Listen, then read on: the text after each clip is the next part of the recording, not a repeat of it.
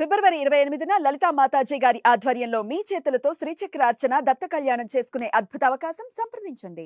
నమస్తే, welcome to Suman TV. నేను పద్మిని. ప్రస్తుతంతో పాటు ప్రముఖ ఆధ్యాత్మికవేత్త జ్యోతిష్య భాస్కర గడ్డమణుగు తేజస్వి శర్మ గారు మనతో పాటు ఉన్నారు. మాట్లాడదాం సార్. నమస్కారం అండి.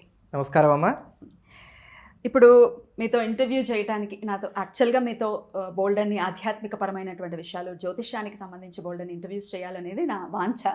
అది తీరనటువంటి పరిస్థితి. కానీ ఇలా కలవటం అనేది ఓ రకంగా సంతోషంగా ఉంది, ఓ రకంగా ఖచ్చితంగా మీరు ఏం చెప్తారో వినాలని కూడా ఉంది.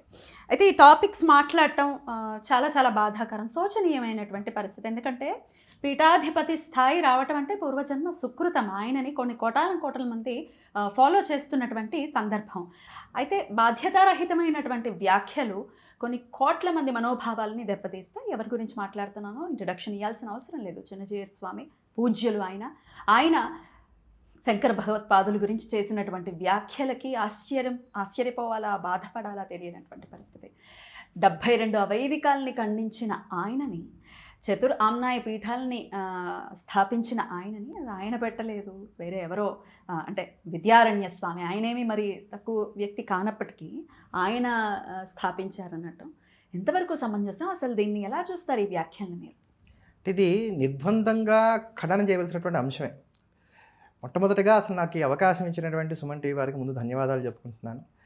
అయితే ఇది నిర్ద్వందంగా అందరూ కూడా ఖండన చేయవలసినటువంటి అంశం. ఈరోజు స్మార్తులు అని చెప్పుకునేటువంటి ప్రతి వారు ఎవరైనప్పటికీ కూడా వీధిలోకి వచ్చి స్వామివారు మీరు ఏ ఆధారంతో ఈ మాటలు చెప్పారు అని చెప్పని వారిని ప్రశ్నించి సమాధానం రాబట్టవలసినటువంటి తరుణం ఇది. అంటే ఇప్పుడు విమతాల వారిని చూసుకున్నట్లయితే కనుక ఇప్పుడు వారికి మనమే ఒక ఆయుధాన్ని ఇచ్చినటువంటి వారం అయ్యాం. మా చేతుల్లో మాకు ఐక్యత లేదు, మేము ఇలానే కొట్టుకుంటూ ఉంటాం, మాకు ఇది అనాదిగా వస్తున్నటువంటి సంప్రదాయం మనమే చెప్తున్నటువంటి విషయంగా మనకు కనబడుతోంది. ఓ పక్క నల్లట పుస్తకాన్ని చంకన పెట్టుకొని వచ్చి నా మతంలోకి రా అనేటువంటి వాళ్ళు కొంతమంది ఉన్నటువంటి సమయంలో, అంటే మత మార్పిడులు విస్తారంగా జరుగుతున్నటువంటి ఈ సమయంలో, లవ్ జిహాదీ లాంటి వాటితో ఇంట్లో ఉన్నటువంటి ఆడపిల్లలను ఎత్తుకుపోతున్నటువంటి ఈ సమయంలో స్వధర్మాన్ని ఎలా కాపాడుకోవాలని చెప్పని తలమునకలమై మనమందరం ఉండి ఏదో ఇంట్లో చిన్నపాటి సంప్రదాయాలన్నా పాటించుకుంటూ మన పిల్లలకి కాస్త చిన్నపాటి సంప్రదాయాలు నేర్పుకుందాం అనుకునేటువంటి ఈ సందర్భంలో చాలా గురుతరమైనటువంటి బాధ్యత వహించి మాట్లాడవలసినటువంటి వారు, పూజ్యులైనటువంటి వారు, గురు సమానమైనటువంటి స్థానంలో ఉన్నటువంటి వారు చిన్నజీయర్ స్వామి వారు. కానీ వారు దానికి చాలా భిన్నంగా, వ్యతిరేకంగా సమాజంలో స్మార్త వైష్ణవ విద్వేషాలు రెచ్చగొట్టేటువంటి విధంగా రెండు సంప్రదాయాలను విడదీసేటువంటి వ్యాఖ్యలు చేయడం అనేది నిజంగా గర్హించవలసినటువంటి అంశం. ఇది మొదటిసారి కాదేమోనండి. ఇది మొదటిసారి కాదు. అంటే వివాదాస్పద వ్యాఖ్యలు చేయడం అనేది ఆదిగా వారికి వస్తున్నటువంటిదే. కొంతమంది నన్ను అడుగుతున్నటువంటి మాట ఏంటంటే, మీలో మీరు ఇలా మాట్లాడుకుంటూ ఉన్నట్లయితే మనం బయట వారికి ఆయుధంగా మారమా, ఎందుకు వారు ఏదో వ్యాఖ్య చేశారనుకుని ఏదో పెద్దవారు అని చెప్పి వదిలేయచ్చు కదా. ఇది చాలా మంది అడిగేటువంటి మాట కూడా. ఇప్పుడు నన్ను మీరు తిట్టారమ్మా, నేను వదిలేస్తాను, పోలే ఎవరి పాపాన వాళ్ళు పోతారని చెప్పి నేను ఇప్పుడు వదిలేస్తాను. వదిలేస్తే చూసే వాళ్ళకి ఏమవుతుంది, ఇది నేను అంగీకరించినట్టుగా కనబడుతుంది వాళ్ళకి. ఇంకోటి ఖండన చేయకుండా ఇలా వదిలేస్తే తర్వాత తరాల వారికి ఇది నిజమేమో అని అనిపించవచ్చు.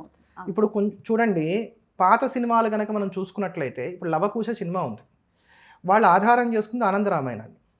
ఆనందరామాయణంలో ఆ చిన్నపాటి ఒక కథ లైన్ ఉంది, దాన్ని తీసుకుని వాళ్ళు డెవలప్ చేసుకున్నారు. కానీ లవకుశ సినిమాలో చూపించినటువంటి ఈ లవకుశలు రామచంద్రమూర్తితో యుద్ధం చేయడం ఏది కూడా వాల్మీకి రామాయణంలో లేవు. దాన్ని ఆ రోజుల్లో ఎవరు ఖండన చేయలే. దాంట్లో ఉన్నటువంటి పద్యాలు, పాటలు అవన్నీ కూడా రామభక్తి పెంపొందించేటువంటి విధంగా ఉన్నాయి కనుక అందరూ కూడా దాన్ని ఆస్వాదించాలి, చక్కగా సాగిపోయింది. ఇప్పుడున్న తరాల పిల్లలకి ఏమవుతుంది, నిజంగానే రాముడితో లవకుశలు యుద్ధం చేశారనుకుంటున్నారు. అందుకని ఇట్లా మనం ఉపేక్ష చేసామనుకోండి, అంటే నేను ఉదాహరణకి చెప్పాను ఇందాక ఆ సినిమా అనేటువంటిది, ఇలా ఉపేక్ష చేసుకుంటూ వెళ్ళిపోతే ఇలా ప్రతిదీ కూడా ఇదే అయిపోతుంది. దానికి తగ్గట్టుగా ఒకసారి కనుక మనం ప్రశ్నించలేదనుకోండి, రెండోసారికి మనమే అవకాశం ఇచ్చినటువంటి వారం అవుతాం. అదే ఇందాక మీరు అడిగింది, ఇది మొదటిసారి కాదేమో అని అన్నారు మీరు. అంటే వారు మొదటి నుంచి కూడా ఏదో ఒక వ్యాఖ్య చేయటం, దాని ద్వారా వారు బాగా హైలైట్ అవ్వడానికి ప్రయత్నం చేయడం, ఇది మరి బహుశా వారి ప్రణాళిక ఏమో అని చెప్పి నేను అనుకుంటున్నాను. ప్రణాళిక అనుకోవచ్చు. ఎందుకంటే ఇప్పుడు సమతామూర్తిని వారు స్థాపన చేశారు. సమతామూర్తిని మేము స్థాపన చేశాం కనుకే స్మార్తులందరూ కూడా రగిలిపోతున్నారు అనుకునేటువంటి మాటని లోకంలోకి తేవడం కోసం అని చెప్పని అదేమన్నా కుట్రగా కుతంత్రంగా చేసి ఉండొచ్చు. ఎందుకంటే సమతామూర్తిని స్థాపన చేసినప్పుడు నిజంగా అందరం కూడా సంతోషపడ్డాం. ఏ సంప్రదాయం అయితే ఏమైందమ్మా, ఆచార్య నిష్టను కలిగి ఉన్నారు, చాలా చక్కగా వెళ్తున్నారు. మన హిందూ ఇప్పుడు స్టాచ్యూ ఆఫ్ ఈక్వాలిటీ అని అన్నారు, సమతామూర్తి అని అన్నారు. సరే, అక్కడ సమానత్వం చూపెడుతున్నారు లేదా తర్వాత దాని గురించి చెప్తాను. ఇప్పుడు ఆ సమతామూర్తి ఎదురుకుండానే కూర్చొని ఆ స్థాపన చేసినటువంటి రోజున మీరు అన్నది ఏమిటి, జగద్గురువు అనే దాని మీద చాలా వివాదాస్పదమైనటువంటి వ్యాఖ్య చేశారు. మళ్ళా అదే వేదిక మీద ఈ రోజున ఆ సమతామూర్తికి సంబంధించినటువంటి 108 దివ్య దేశాలు ఎక్కడైతే సుప్రతిష్ఠితం మీరు చేశామని అనుకుంటున్నారో ఆ ప్రాంతంలోనే బ్రహ్మోత్సవాల సందర్భంగా మళ్ళీ ఈరోజు ఈ వ్యాఖ్యలు చేశారు శంకరాచార్యుల వారి మీద. అంటే శంకరాచార్యుల వారి యొక్క పేరు ఎత్తవలసినటువంటి అవసరం అసలు లేదు. పైగా ఈ వ్యాఖ్యలు చేసినటువంటి సమయం, దాని ముందు వారు మాట్లాడింది కావచ్చు, దాని తర్వాత వారు మాట్లాడింది కావచ్చు, మనం చూసుకున్నట్లయితే ఈ వ్యాఖ్యలకు ముందు వెనక ఉన్నటువంటి వాటిని జోడించుకున్నాం. అసలు సంబంధం లేదు కదమ్మా, అసలు సంబంధం లేదు అనుకోవాలి. ఇప్పుడు నేను ఏదైనా ఒకటి మాట మాట్లాడుతున్నాను అని అంటే నా మనసులో ఏదో ఒక ఉద్దేశం లేకపోతే మాట రాదుగా. నాకు ఆకలి వేస్తుంది అని అంటే నాకు నిజంగానే కడుపులో ఏదో బాధ ఉంది, అది తింటే కానీ ఆకలి బాధ నాకు తీరదు, అందుకే నాకు ఆకలి వేస్తుంది నేను అడుగుతా. అట్లా ఏదో ఒకటి మనం ఒక మాట బయటికి మాట్లాడామంటే దానికి ఒక అర్థం ఉంటుంది. ఎదుటివాడిని తిట్టామంటే వాడి మీద కోపం ఉంటుంది, విమర్శించామంటే వాడి మీద ద్వేషం ఉంటుంది, అట్లా ఏదో ఒకటి ఉంటుంది. అలా ఇక్కడ అసందర్భంగా ఎవరో వారిని అడిగింది కూడా పోనీ లేదు, ఏమండి ఆమ్నాయ పీఠాలు శంకరాచార్యుల వారే పెట్టారా, శంకరాచార్య వారు గొప్పవారా, రామానుజాచార్యుల వారు గొప్ప, ఇట్లాంటి ప్రశ్నలు కూడా ఎవరు వేసింది కూడా ఏం లేదు. అక్కడ వారేదో ఉపన్యసిస్తూ బదరికాశ్రమంలో ఉండేటువంటి ఆ దీప విశిష్టత చెప్తున్నారు. 6 మాసాలు అది వెలుగుతూ ఉంటుంది నిరంతరాయంగా చెప్తూ అక్కడ ఎత్తుకున్నారు దీన్ని. అసలు అక్కడ చెప్పాల్సిన అవసరం లేదు. దివ్య దేశాల్లో ఒకటి నారాయణ అష్టాక్షరి ప్రభవించినటువంటి చోటు, మన రామానుజ సంప్రదాయానికి సంబంధించినటువంటి వారికి మరింత విశిష్టమైనటువంటి క్షేత్రం. ఇలా వారు ఎంతైనా చెప్పుకోవచ్చు, రామానుజ వైభవం చెప్పుకోవచ్చు, ఆళ్వార్ల వైభవం చెప్పుకోవచ్చు, అక్కడ ఉన్న 108 దివ్య దేశాల వైభవాలు ఎంతైనా చెప్పవచ్చు. దాంట్లో అప్రస్తుతంగా దీన్ని ఎత్తుకోవాల్సినటువంటి అవసరం లేదు. అయినా ఎత్తుకున్నారని అంటే వారికి ఏదో దురుద్దేశమో కుట్రో లేకపోతే ఏదో ఒక వివాదం చేయాలనో లేకపోతే రెచ్చగొట్టాలనో, రెచ్చగొట్టిన తర్వాత స్మార్తులందరూ మాట్లాడుతున్నట్లయితే చూసావా స్మార్తులు వైష్ణవుల మీద పడి ఏడుస్తున్నారు అనేటువంటి భావాన్ని సమాజంలోకి జొప్పించడం కోసమనో ఏవో ఒకటి అయి ఉండాలి కదా. లేకపోతే చరిత్రని వక్రీకరణ చేస్తూ అలవోకగా సత్యదండం పట్టుకుని అన్ని అసత్యాలు చెప్పాల్సిన అవసరం ఏమొచ్చింది, లేదు కదమ్మా. విద్యారణ్య స్వామిని అన్నటువంటి లైన్లో ఆయన ఒక గైడ్గా కూడా అభివర్ణించారు. దీని గురించి వాట్ ఈస్ యువర్, మీరు ఎలా గైడ్ అంటాం అనే దాన్ని నిజంగా గర్హించాలి. మరి ఒక సందర్భంలో అంటే కొన్ని మాటలు ఏమవుతాయంటే అండి, వారు ఏ ఉద్దేశంతో చెప్తారో తెలియదు కానీ కొంత సంప్రదాయాల్లో ఉన్నటువంటి వారికి అవి కొంచెం గుచ్చుకునేటువంటి విధంగా ఉంటాయి. ఎట్లా అంటే దీని గురించి నేను చెప్తాను, ఈ గైడ్ అనే దాని గురించి చెప్తూ కూడా చెప్తాను. హాలాహల భక్షణ సందర్భాన్ని వారు తీసుకొని ఏమన్నారనంటే, దేవతలు ప్రార్థన మేరకు ఆయన హాలాహల భక్షణం చేయడానికి పూనుకున్నప్పుడు అమ్మవారి వంక చూశారు. చూస్తే ఏం కాదులే ఓయ్ తినని చెప్పని అమ్మవారు అన్నారు. ఆవిడ మోడ్రన్ లేడీ. ఇప్పుడు ఈ మోడ్రన్ లేడీ అంటే వారి కాంటెస్ట్ ఏంటంటే అమ్మవారు ఆదర్శమూర్తి అని చెప్పడం అనేది వారి ఉద్దేశం అయి ఉండొచ్చు బహుశా. కానీ అక్కడ పదం సర్వమంగళ గురించి వారు ప్రస్తావన చేసింది ఏంటంటే మోడ్రన్ లేడీ. మీరు ఇప్పటికి కూడా యూట్యూబ్లో ఉంది, ఇది చూడండి. మోడ్రన్ లేడీ ఈయన వెళ్ళేసరికి అచ్యుతాయ నమః కేశవాయ నమః మొత్తం ఆయన తాగేశారు. ఎవరు హలాహలనంతా విష్ణువే స్వీకరించేశాడు.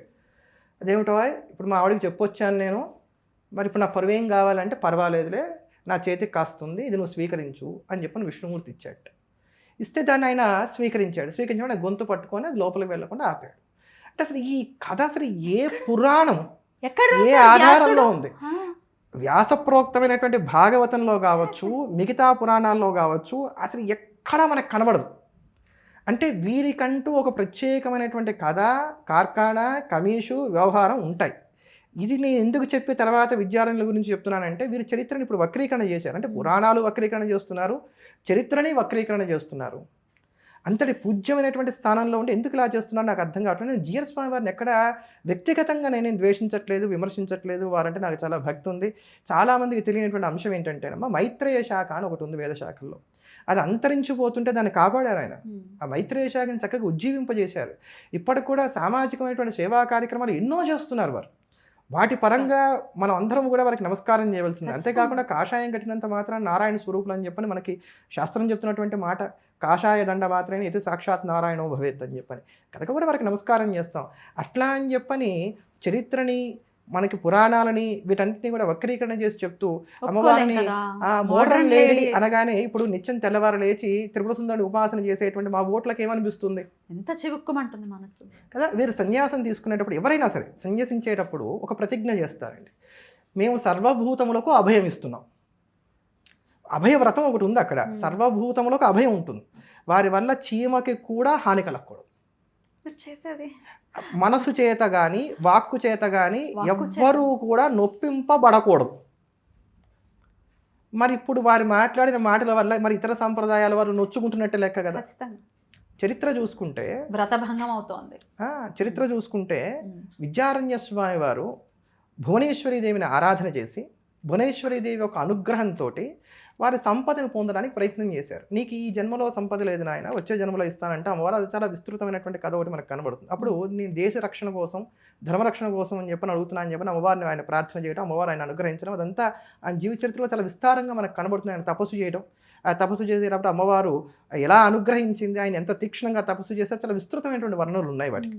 అలా త్రిపుర ఆయన భువనేశ్వరి అనుగ్రహం చేత కర్ణాటక సింహాసనాన్ని వారు స్థాపన చేశారు. అందుకనే శృంగేరి యొక్క బిరుదావులలో కర్ణాటక సింహాసన స్థాపనాచారి అనేటువంటి బిరుదు వాళ్ళకి చాలా సుప్రదంగా మనకు కనబడుతోంది. ఆ సింహాసనాన్ని వారు స్థాపన చేసి విజయనగరాన్ని స్థాపించిన తర్వాత హరిహరరాయల్ని బుక్కరాయల్ని దానికి అధిపతులుగా నియమిస్తే వారు ఏమన్నారంటే, గురువుగారు మీరు పెట్టినటువంటి రాజ్య విక్షిది మాకు, అందుకోసం అని చెప్పని ఈ రాజచిహ్నాలన్నీ మీరే స్వీకరించండి, మీరే రాజ్యాన్ని చేయండి, మీ కింద మేము ఉండి మీరు చెప్పినట్టుగా రాజ్య పరిపాలన చేస్తామంటే, నాయన సన్యాసి రాజ్య పరిపాలన చేయకూడదు కనుక మీకు అండగా మేము ఉంటాం, మీరు రాజ్య పరిపాలన చేయండి అని చెప్పని వారు చెప్పారు. వారు గురువు గారి మీద ఉన్నటువంటి అభిమానం చేత హరిరాయలు బుక్కరాయలు వీరందరూ కూడా స్వామివారికి ఛత్రచామరాదులు కిరీటాదులు అవన్నీ కూడా సమర్పించారు. మీరు స్వీకరించబోతే మీరు స్వీకరించమన్నారు. అందుకు శిష్యవాత్సల్యం చేత వారు స్వీకరించారు కిరీటాదులన్నీ కూడా. అందుకని ఇప్పటికి కూడా మనం చూసుకుంటే శృంగేరి గురు పరంపరలో ఉన్నటువంటి పీఠారోహణ చేసినటువంటి పీఠాధిపతుల్లో విద్యారణ్యుల వారు 12వ వారు. అదే ఆనాటి నుండి నేటి వరకు కూడా దర్బారు సేవ అనేటువంటిది ఒకటి ప్రత్యేకంగా మనకి దసరా టైంలో మనకు కనబడుతూ వస్తుంది.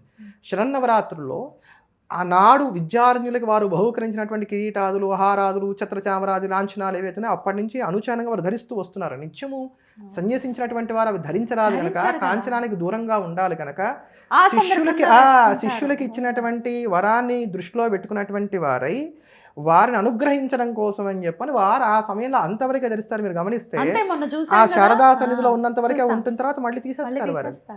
ఎందుకు అనుకుంటాం, ఎందుకు లేదు, దానికి కారణం ఇది.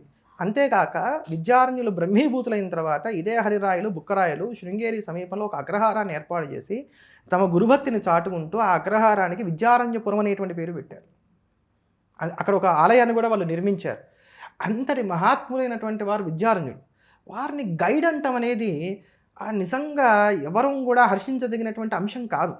ఇప్పుడు మనం భగవంతుడి గురించి మాట్లాడేటప్పుడు ఎక్కడ కూడా మనం భగవంతుని తక్కువ చేసి మాట్లాడం. మనకి బాగా ప్రేమాస్పదమైనటువంటి వారి గురించి మాట్లాడేటప్పుడు కూడా ఏనాడు కూడా వారి గురించి మనం తక్కువ చేసి మాట్లాడం. ఒకవేళ వారికి సంబంధించి మనకి గిట్టని విషయం ఏదైనా కనబడితే కూడా దాన్ని కప్పిపుచ్చడము, దాన్ని తప్పించేటువంటి ప్రయత్నము మనం లోక సహజంగా చేస్తూ ఉంటాం. అట్లాంటిది వీరు గైడ్ అంటాం అనేది వారి మనసులో ఉన్నటువంటి మాట అది. కానీ లోకంలో ఆ మాట అంటే కష్టం అవుతుంది కదా. వెంటనే దాని తర్వాత ఏమన్నారని అంటే, విద్యారణ్యులు మహాత్ములు వారు వేదభాష్యాన్ని అనుగ్రహించినటువంటి వారు అన్నారు. నిజంగానే వారు వేదభాష్యాన్ని అనుగ్రహించారు. ఆ రోజు వారు శంకర పరంపర గురించి చేసినటువంటి ప్రవచనంలో అదొక్కటే సత్యం వారు చెప్పింది, మిగతావన్నీ అసత్యాలే. మన అమోఘ సత్యవచస్కుడైనటువంటి రామచంద్రమూర్తి మూలం ఉంటూ ఆ రామచంద్రమూర్తిని నిత్యం ఆరాధన చేసేటువంటి వారు అయి ఉండి రామచంద్రమూర్తి సాక్షిగా ఇన్ని అసత్యాలు పలకడం అంటే నిజంగా వారి పూర్వజన్మ ప్రారంభంగానే అది నేను భావన చేస్తాను. మరి దానివల్ల ఏం కలుగుతుంది, ఫలితం ఎలా ఉంటుంది అనేది దైవేచ్ఛ, దానికి మనకు సంబంధం లేదు.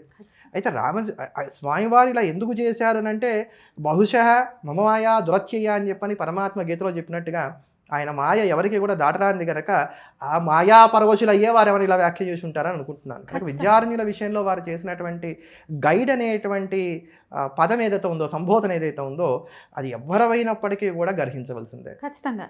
ఇక శంకర్ల విషయానికి వస్తే పరమశివుడే ఆయన అంశగా ఖచ్చితంగా భూలోకానికి ఆయన అంశను పంపించారని చెప్పేది శాస్త్రవచనం. ఏదో మనకిష్టం వచ్చిన మాటలు లేకపోతే మనం అభిమానంతో చెప్పేసేటటువంటి మాటలు కాదు. అతి పిన్న వయసు 32 సంవత్సరాలు అంటే చాలా చిన్న వయసు. 3 సార్లు భారతదేశం కాలినడకన పర్యటించడం ఏమిటి, సాక్షాత్తు పరమశివుడే 5 లింగాల్ని ఆయనకి ఇవ్వటం, దత్తుడి పర్యవేక్షణలో ఇవన్నీ జరగటం, ఆ లింగాల్ని ప్రతిష్ఠించడం అనేది కూడా వింటూ ఉన్నాం, చదువుకుంటూ ఉన్నాము. ఇంత ఇంత సామాన్యులు, చాలా సామాన్యురాలు నేనే తెలుసుకుంటూ ఉన్నప్పుడు ఇటువంటి వ్యాఖ్యలు చేయటం అసలు దీని గురించి కూడా ఒకసారి మనం మాట్లాడుకుందాం. శంకర్లే ఇచ్చారు ఆ లింగాల్ని అని అంటారు కదా, దాని గురించి ఒక్కసారి. ఇక్కడ ఏంటంటమ్మా, శంకరుల యొక్క అంశ కాదు, సాక్షాత్తు శంకరుడే వచ్చాడు. శంభోర్మూర్తిర్ భువనచరితే శంకరాచార్య రూప. ఈ మాట కూడా మనకి విద్యార్థుల వారు చెప్పినటువంటి మాట. విద్యారణ్యుల వారు స్వామి 19 గ్రంథాలు రాశారు శంకర్ల మీద అని చదవటం జరిగింది. అనేకమైనటువంటి శంకర విజయాలు ఉన్నాయి. అంటే విద్యారణ్య స్వామి వారి కన్నా కూడా పూర్వమే అనేకమైన శంకర విజయాలు ఉన్నాయి.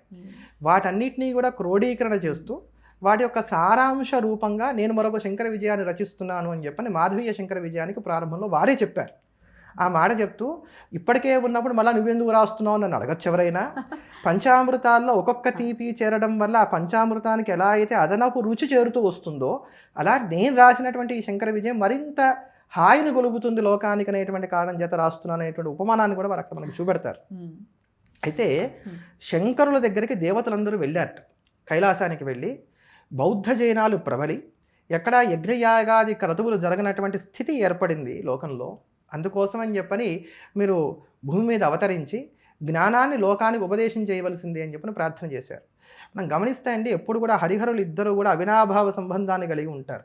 వీరికన్నా ముందు జరిగినటువంటి ద్వాపరయుగంలో ఏం జరిగిందండి, సాక్షాత్తు నారాయణుడు బాదరాయణుడిగా వచ్చి అష్టాదశ పురాణాలను బ్రహ్మసూత్రాలను ఇవన్నీ కూడా అనుగ్రహించాడు. అంటే సాహిత్యం అంతా ఆయన ఇచ్చేసాడు. ఇప్పుడు ఆ సాహిత్యం నుంచి రావాల్సినటువంటి సారాన్ని వంట పట్టించుకోవడం అనేది మృగ్యమైంది కనుక దాన్ని అందించడం కోసం అని చెప్పని శివుడు వచ్చాడు. ఆ శివుడు ఆ శివుడు శంకరాచార్యుల వారుగా వచ్చారు. ఆయన పేరు కూడా శంకరుడే. శంకరోతి ఇది శంకర, శాశ్వతమైనటువంటి శుభాన్ని ఇచ్చేటువంటి వాడు. శాశ్వతమైన శుభం అంటే మోక్షం తప్ప ఇంకో మార్గం ఉండడానికి ఆస్కారం లేదు కనుక వారి నామమే చెప్తోంది వారి అవతారం ఉద్దేశం ఏమిటి అనేటువంటిది. అలా అవతరించడం, వారు అవతరించిన తర్వాత వారు కైలాసానికి వెళ్ళారని మళ్ళీ తిరిగి ఆ కైలాసంలో పరమేశ్వరుడు వారికి 4 లింగాలు ఇచ్చారని, ఆ 4 లింగాలను తీసుకొచ్చి ఈ చిత్రామనాయ పీఠాల్లో ఏర్పాటు చేశారని. 5 కాదండి, అంటే ఇక్కడ అభిప్రాయ భేదాలు కొన్ని ఉన్నాయి. ఒప్పుకోరు, ఒప్పుకుంటాము ఒప్పుకోమని ఏం కాదు, దీంట్లో కాస్త అభిప్రాయ భేదాలు ఉన్నాయి. వీటిలో మనం ఏం అనుకోవాల్సినటువంటి అవసరాలు లేదు. 5 లింగాలు ఉన్నప్పుడు కంచి చేరుతోంది, 4 లింగాలు ఉన్నప్పుడు కంచి చేరట్లేదు. సరే, కంచి ఉందా లేదా అనేటువంటి వివాదాన్ని మనం పక్కన పెట్టుకుంటే కంచిని కలుపుకున్నా కూడా కలుపుకోకపోయినా కూడా నష్టం లేదు. ఎందుకంటే అందరూ కృషి చేస్తున్నటువంటిది అద్వైత సిద్ధాంతం కోసమే, అందరూ పూజిస్తున్నది చంద్రమౌళీశ్వరుణ్ణే, అందరూ ఆరాధన చేస్తున్నటువంటిది పరదేవతనే, అందరూ కూడా ఒప్పుకుంటున్నటువంటిది హరిహరాద్వైతాన్నే. అలాంటప్పుడు ఇంకా దాంట్లో మనకేం పెద్దగా ఇబ్బందులు పడాల్సినటువంటి అవసరాలు లేవు. అలా వారు తీసుకొచ్చారని ఆ సందర్భంలోనే సౌందర్యలహరి వారు భూలోకానికి తీసుకొచ్చారని చెప్పని మహాస్వామి వారు చెప్పినటువంటి మాట.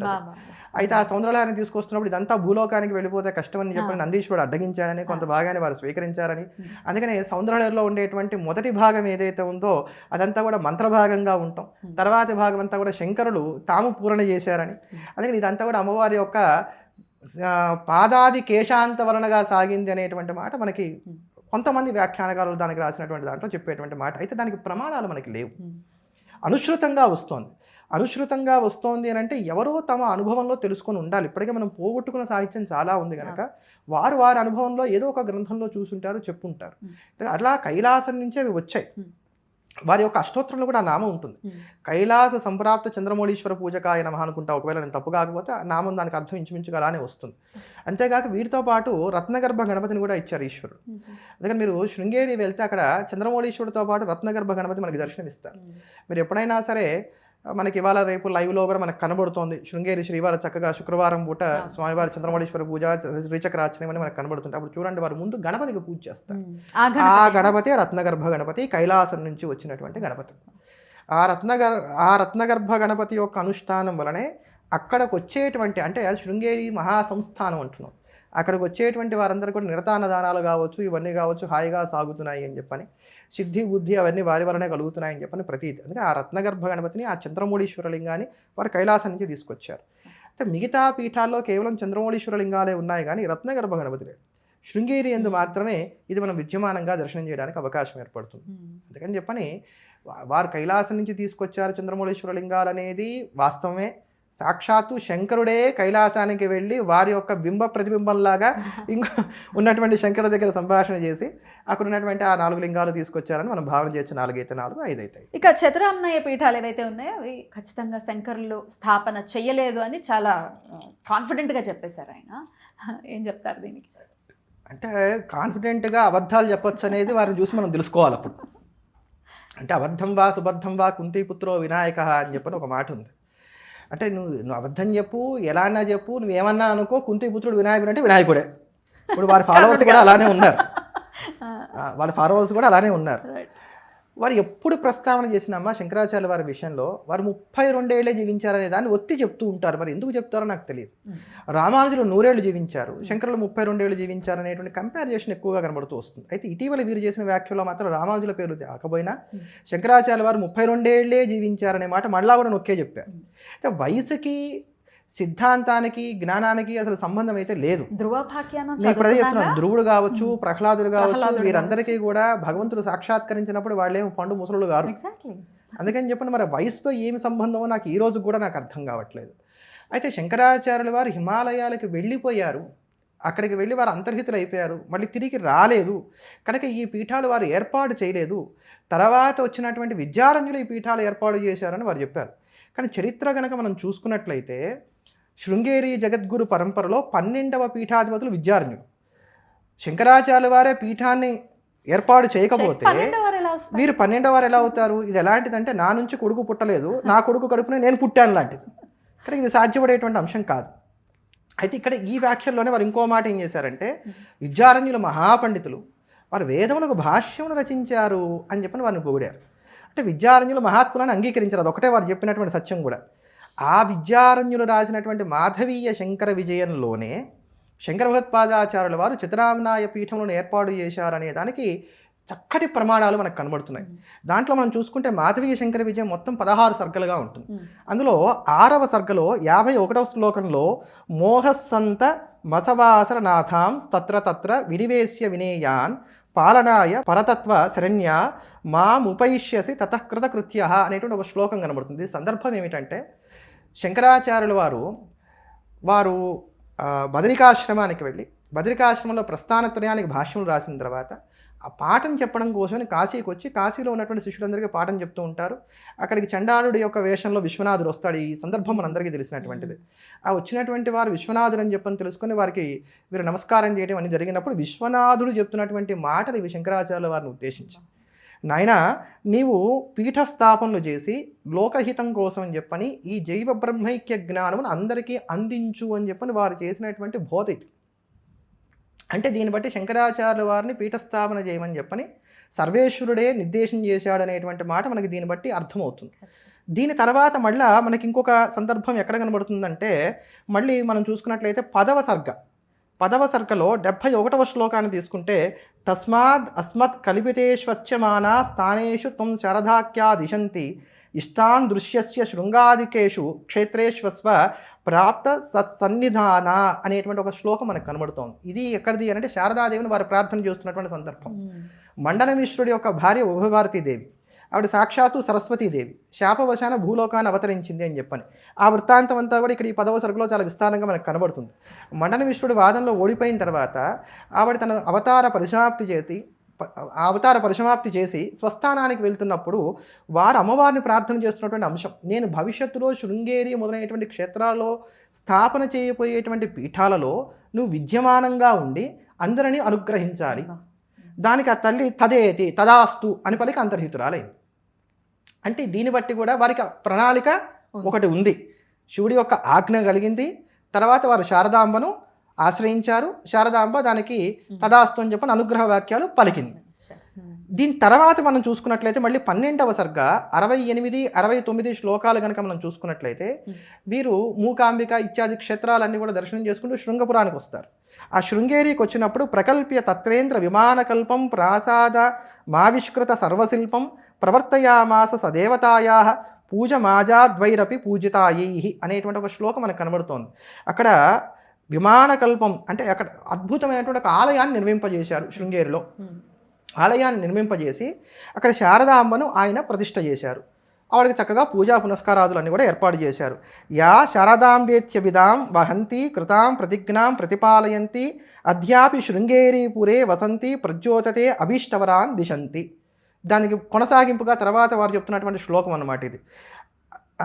ఆవిడ ప్రతిజ్ఞ చేసింది కదా, నువ్వు ఎక్కడికి పిలిస్తే అక్కడికి వచ్చి నేను విద్యమానంగా ఉంటానని. అందుకని ఆ ప్రతిజ్ఞ నిలబెట్టుకొని అద్యాపి నేటికి కూడా శృంగేరిపురే వసంతి, ఇప్పటికి కూడా ఆవిడ శృంగేరిలో వసిస్తోంది.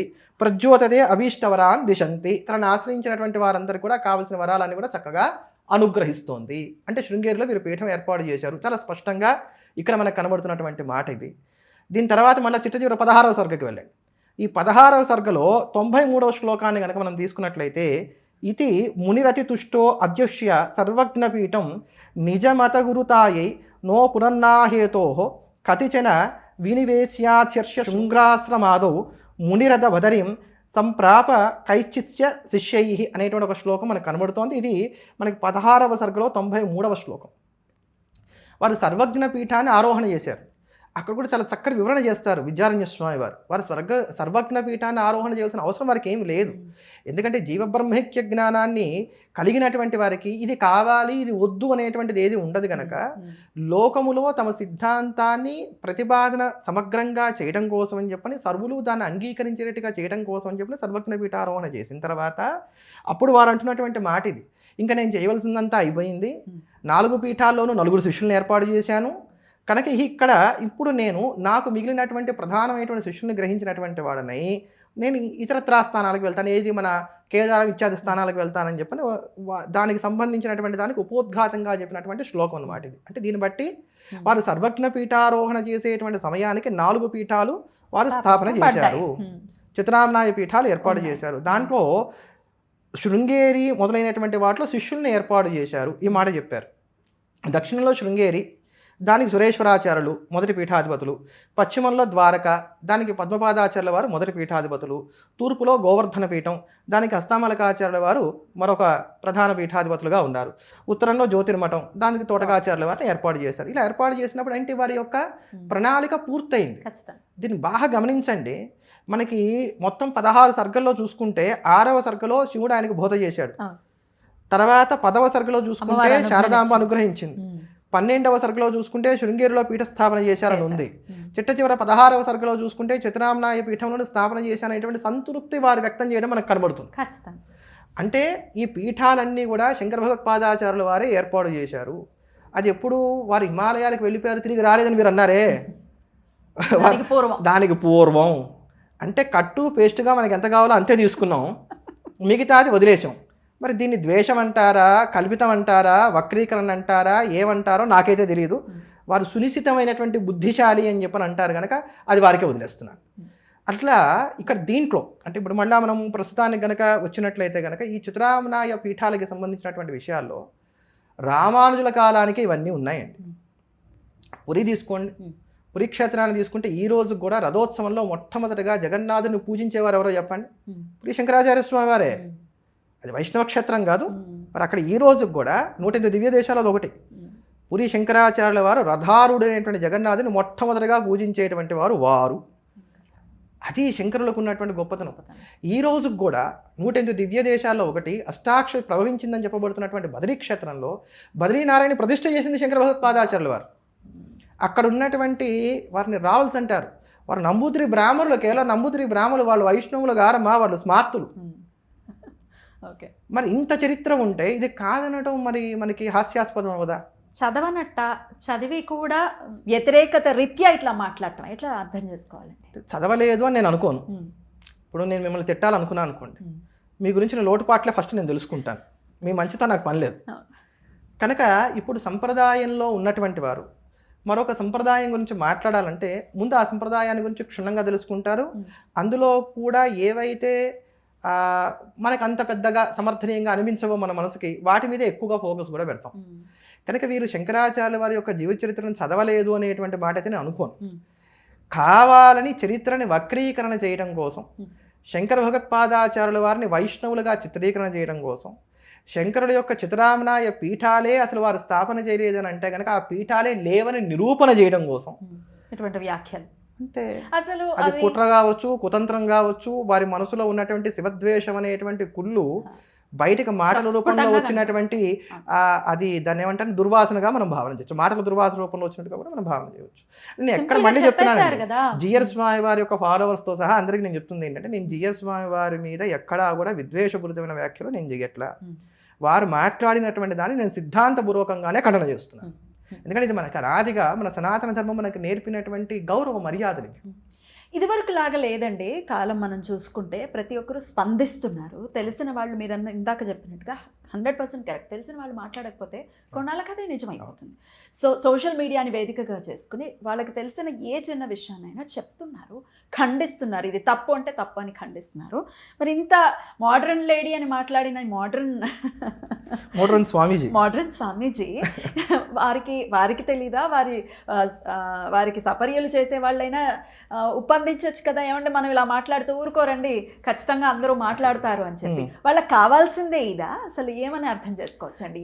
వివాదాలకి ఇదేమి నాందిగా వారు ఏం లేరుగా, అనాదిగా వివాదాస్పదమైనటువంటి వ్యాఖ్యలు చేస్తున్నారు కనుక అది వారి స్వభావం ఏమో అని నేను అనుకుంటున్నాను. ఎందుకంటే ప్రతి వారికి ఒక స్వభావం ఉంటుంది. పులి మేమను, పులి గాండ్రించును, జీరస్వామి వారు ఇలా ఉండురు, ఇట్లా మనం అది వారి స్వభావంగా అనుకోవాలి. సో ఇందాక మీరు అన్నట్టుగానే శంకరుల్ని వైష్ణవులుగా ఖచ్చితంగా అభివర్ణిస్తూనే ఉన్నారు. ఆయన శుద్ధ వైష్ణవుడు అని ఆయన క్లియర్గా చెప్పేసేటటువంటి వైనం ఎట్లా అర్థం చేసుకోవచ్చు? వైనం ఏంటి, వారు అదే మాట అన్నారు. శంకరులు నారాయణ పరాయణులు, వారు శుద్ధ వైష్ణవులు. వారి బ్రహ్మసూత్రాలు ఇత్యాదులు కనుక చూసుకున్నట్లయితే ఇంకా అక్కడక్కడన్నా రామానుజులు మొహమాటానికి సర్వేశ్వరేశ్వర అన్నారు, కానీ వీరు చాలా స్పష్టంగా విష్ణు, కృష్ణ, వాసుదేవ ఇట్లానే చెప్పారు అనేటువంటి మాట చెప్పారు. అంటే శుద్ధ వైష్ణవుడు అంటే వీర వైష్ణవుడు అని అర్థం. వారు ఇంకే దేవతని కూడా అంగీకరించుకోవడం. శంకర సాహిత్యాన్ని మనం 3 భాగాలు చేయాలి. 3 భాగాలు చేస్తే మొదటిది ప్రస్థానత్రయం అవుతుంది. బ్రహ్మసూత్రములు, భగవద్గీతా భాష్యము, బ్రహ్మసూత్ర భాష్యం, భగవద్గీతా భాష్యం, తర్వాత ఉపనిషత్ భాష్యం. ఈ ఉత్తమాధికారుల కోసం ఏర్పాటు చేసినటువంటి, అలానే మధ్యమాధికారుల కోసం ఏర్పాటు చేసినటువంటి వివేక చూడామణి వంటి ప్రకరణ గ్రంథాలు. సమాజుల కోసం ఏర్పాటు చేసినటువంటిది స్తోత్ర సాహిత్యం. ఇప్పుడు నిజంగా శుద్ధ వైష్ణవులైతే ఏ దేవతని కూడా కీర్తన చేయకూడదు. కానీ వారిని కనుక మనం చూసుకున్నట్లయితే, శంకరాచార్య వారిని కనుక మనం చూసుకున్నట్లయితే కేవలం భజగోవిందం అని ఏమనలేదుగా. అందరి దేవతను కూడా స్తోత్రం చేశారు. ముదాకరాత్మ మోదకం సదా విముక్తి సాధకం అంటూ గణపతిని కీర్తించారు. వైష్ణవులు ఎవరు గణపతిని పూజించరు, వైష్ణవులు విశ్వక్సేనుని పూజిస్తారు. కనుక వారు శుద్ధ వైష్ణవులు అయితే ముదాకరాత్మ మోదకం అంటానికి అవకాశము లేదు, గణపత్యంలోకి రారు. తర్వాత గణపతిని పూజించరు. తర్వాత మనకి వారు నిజంగా శుద్ధ వైష్ణవులు అయితే శివానంద లహరిలో ఒక శ్లోకం చెప్తానమ్మా. ఈ శ్లోకం చెప్పడానికి అసలు ఆస్కారమే ఉండదు. బాణత్వం వృషభత్వం అర్ధవభుష భార్యాత్వం ఆర్యాపతే గోణిత్వం సకిత మృదంగవహత చేత్యాది రూపం దదౌ త్వత్పాదే నయనార్పణంచ కృతవాన్ సద్యేహవాగో హరి పూజ్యాత్ పూజ్యతర స ఏవహి న చేత్కోవా తదన్యోదిక. ఇది చాలా అద్భుతమైనటువంటి ఒక పద్యం. అంటే విష్ణువు శివుడి యొక్క అనుగ్రహాన్ని పొందడానికి ఎలా ఉంటాడు, ఏం చేస్తూ ఉంటాడని వివరించేటువంటి పద్యం ఇది. బాణత్వం, ఆయన త్రిపురాసుర సంహారం చేస్తున్నప్పుడు ఈయన బాణంగా మారి ఆయనకు సహకరించేట, ఈశ్వరుడికి సహకరించేట. వృషభత్వం, ఈయన వృషభంగా మారి శివుని వహిస్తున్నట్ట, విష్ణువు వృషభంగా మారి శివుని వహిస్తున్నాడు. చాలా గొప్ప రహస్యం కూడా చెప్తారు శంకరాచార్య వారు ఇక్కడ. మర్ధత్వ వభుష భార్యాత్వం ఆర్యాపతే, నీకు అర్ధాంగిగా భారీగా కూడా నారాయణుడే ఉన్నాడన్నారు. అంటే అమ్మవారికి విష్ణువుకి అభేదము అనేటువంటి దాన్ని ఇక్కడ సూచన చేసి చెప్తున్నారు. అందుకని ఆయన నారాయణ సహోదరిని అమ్మవారిని అనడానికి గల కారణం అది. అంతేగాని ఒకే తల్లి కడుపున పుట్టారని చెప్పిన ప్రాకృతమైనటువంటి అర్థాన్ని స్వీకరించడానికి లేదు. ఈయన నారాయణుడైతే ఆవిడ నారాయణి అంటానికి అర్థం కారణం ఇది. అందుకోసం అని చెప్పని సాక్షాత్తు పార్వతిగా కూడా ఆయన మారి నీకు సేవలు అందిస్తున్నాడు. అంతేనా? ఘోణిత్వం అంటే శూకరంగా మారాడు, పందిగా మారాడు. దేనికోసం? నీ పాత మూలం ఏదో తెలుసుకోవడానికి. లింగోద్భవ కథని మనం గుర్తు చేసుకోవాలి ఇక్కడ. ఇదంతా శంకర భగవత్పాదాచార్యుల వారు చెప్పినటువంటి శివానందలో ఉన్నటువంటి శ్లోకమే. సఖిత మృదంగ వహత చేత్యాది రూపం దదౌ, నీకు చెలికాడిగా ఉండి, స్నేహితుడిగా ఉండి, నీ యొక్క నాట్యానికి సహకరించేటువంటి విధంగా, నీ గతులకి తగినటువంటి విధంగా ఆయన మృదంగాన్ని వాయిస్తున్నాడు. అంటే ఈ మృదంగంలో ఒక రహస్యం ఉంటుంది. మృదంగంలో ఉన్నటువంటి తాళానికి తగినటువంటి విధంగా అక్కడ అడుగులు పడాలి, అక్కడ అడుగులకి తగినటువంటి విధంగా ఇక్కడ తాళం ఉండాలి. అంటే ఈ తాళానికి అనుగుణంగా ఆయన నాట్యం చేస్తున్నాడా, ఆయన నాట్యానికి అనుగుణంగా ఈయన మృదంగా వాయిస్తున్నాడా ఎవరు తెలియదు.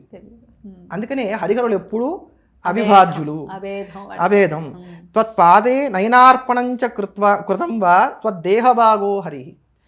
ఆయన తన కళ్ళు పెకిలించి నీ పాదాలకు అర్పణ చేశాడు, అప్పుడే కదా ఆయనకు సుదర్శనం ఇచ్చాడనేటువంటి మాట. పూజ్యాత్ పూజ్యతరహ, పూజ్యులందరిలో కూడా పూజ్యుడు ఈ కారణం చేత విష్ణువు అయ్యాడని చెప్పి నిరూపణ చేశాడు. శుద్ధ వైష్ణవులు ఎవరనే మాట చెప్తారా? సౌందర్యలహరి అన్నారు ఇందాక మీరు. సౌందర్యలోకంలో అద్భుతమైనటువంటి శ్లోకం ఉంటుంది. త్రయాణం దేవానాం త్రిగుణ జనితానాం తవ శివే భవేత్ పూజ పూజ, భవేత్ పూజ పూజ. అమ్మా నీకు చేసే పూజ మాత్రమే పూజ. భవేత్ పూజ పూజ తవ చరణయోర్యా విరచిత భవాని తత్పాదోద్వహన మణిపీఠస్య నికటే శస్వన్ ముకులిత కరోత్తంస మగుటా. త్రిగుణముల నుంచి పుట్టినటువంటి ముగ్గురు దేవతలు కూడా, బ్రహ్మ విష్ణు మహేశ్వరులు కూడా, భవాని తత్పాదోద్వహన మణిపీఠస్య నికటే శస్వన్ ముకులిత కరోత్తంస మగుట. నీ పాదపీఠం దగ్గర 2 చేతులు జోడించి తమ కిరీటాలు నీ పాదాల కాంచి నమస్కారం చేస్తున్నారని చెప్పారు. శుద్ధ వైష్ణవుడు ఎక్కడైనా విష్ణువు అమ్మవారికి నమస్కారం చేయడానికి, పాదాలకు నమస్కారం చేయడానికి అంగీకరిస్తాడా? ఒక్కనాటికి. మరి ఎట్లా? ఆయన షణ్మత స్థాపనాచారులమ్మా. 6 మతాలని ఆయన అంగీకరించారు. 6 మతాల్లోనే ఆయన బ్రహ్మత్వాన్ని చూసారు. ఆయన బ్రహ్మవాది, ఆయన విష్ణువాది కాదు, శివవాది కాదు, శక్తివాది కాదు, ఇంకోవాది కాదు, ఆయన బ్రహ్మవాది.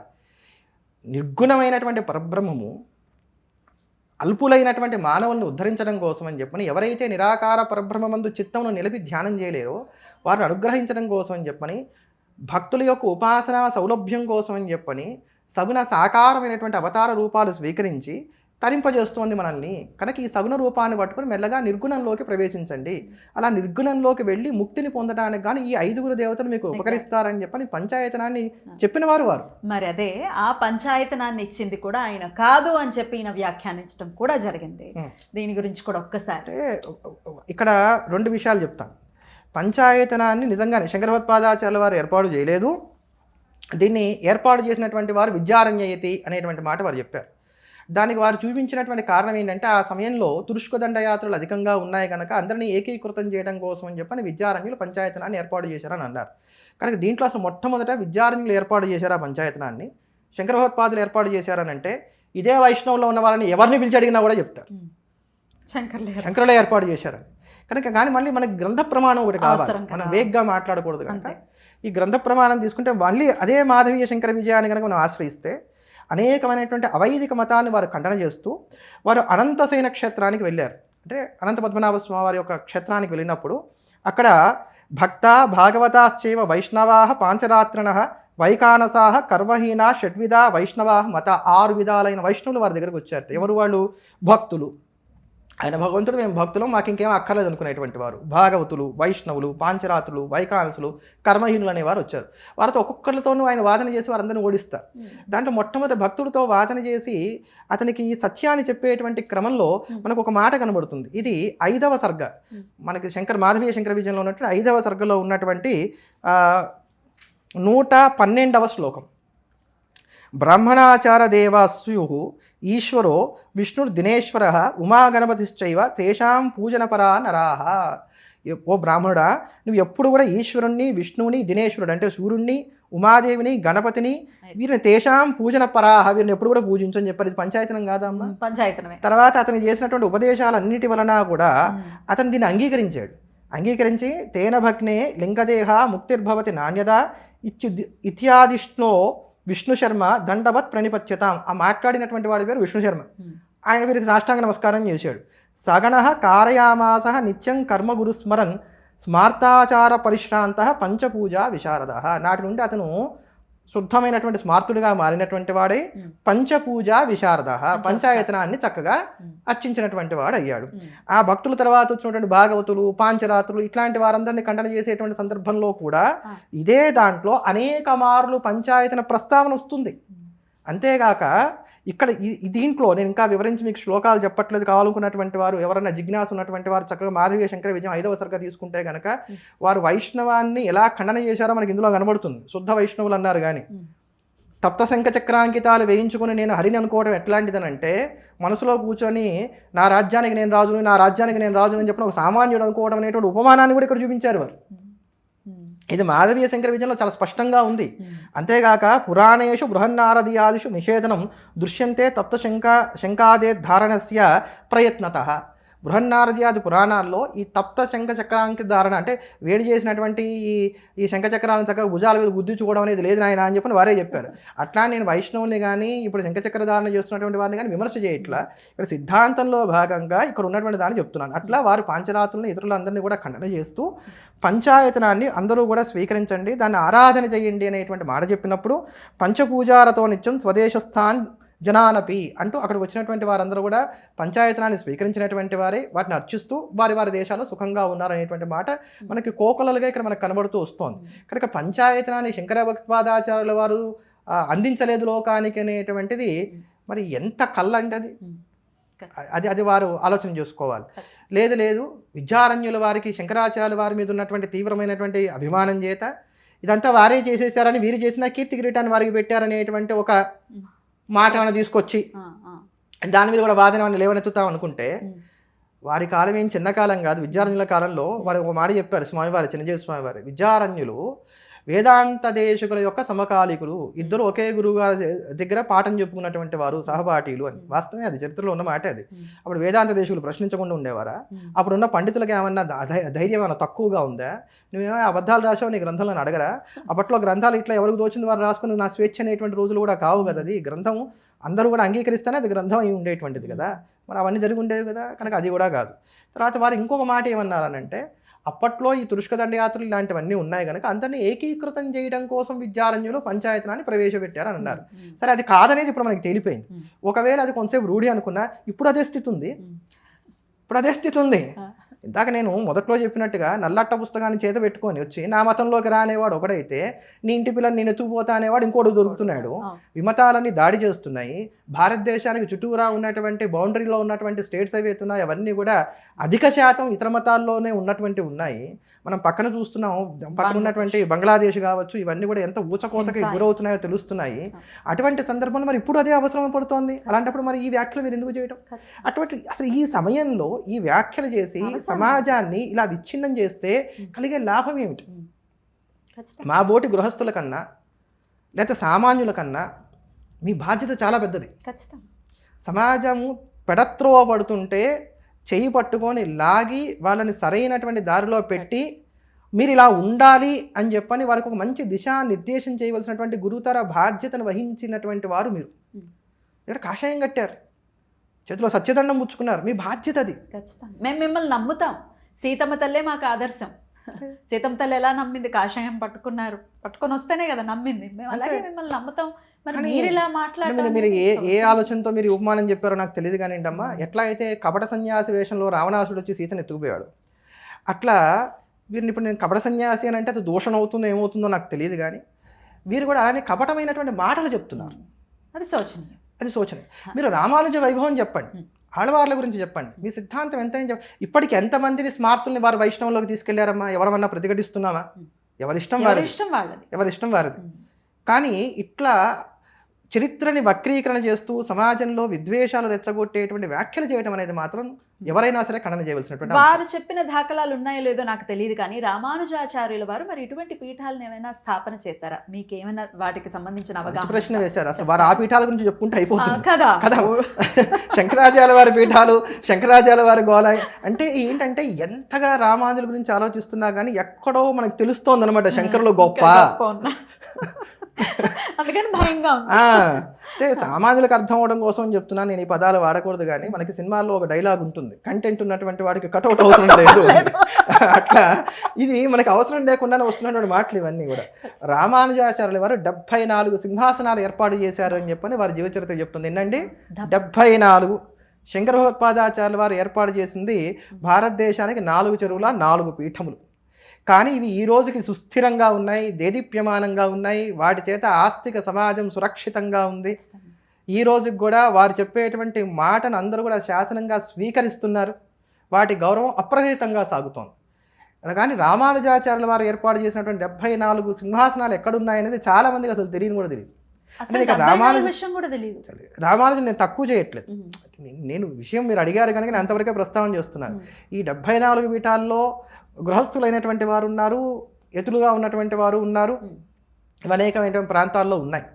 అయితే వీటిలో ఇప్పటికీ ఇంకా ఆ పరంపర ఉందా, కొన్నిట్లో ఏమైనా లుప్తమైందా అనేది నాకైతే దాని గురించి పెద్దగా తెలియదు. కానీ 74 సింహాసనాన్ని మాత్రం వారు ఏర్పాటు చేశారు. అదే నేను అంటున్నది, ఇప్పుడు 74 ఎన్ని ఏర్పాటు చేశారు రామానుజులను అడగండి, ఎవరినైనా అడగండి.